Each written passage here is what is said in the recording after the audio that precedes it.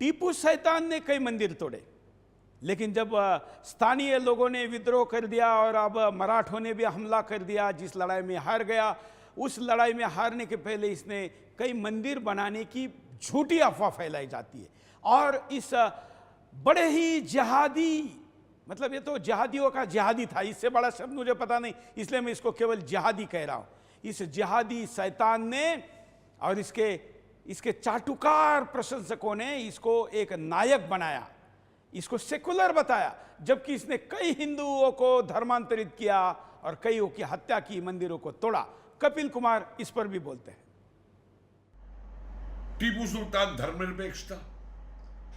बड़े बड़े उदाहरण दिए जाते हैं कि उसने मंदिर को ग्रांट दे दी, सनद दे दी।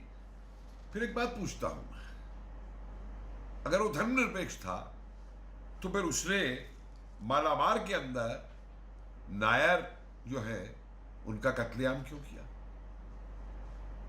कुर्ग के अंदर जो कोडवा थे उन पे आक्रमण क्यों किया?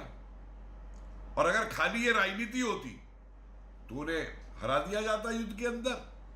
फिर उनके धर्म परिवर्तन क्यों करवाए? क्या कोई धर्मनिरपेक्ष जो है वो दूसरे का धर्म परिवर्तन करवाएगा फिर, या उन्हें मजबूर करेगा तलवार से धर्म बदलने के लिए? इस बात को लोग नहीं समझते कि केवल वो राजनीति नहीं थी, वो राजनीति के साथ साथ उसका जो एक इस्लामिक प्रसार था वो भी था।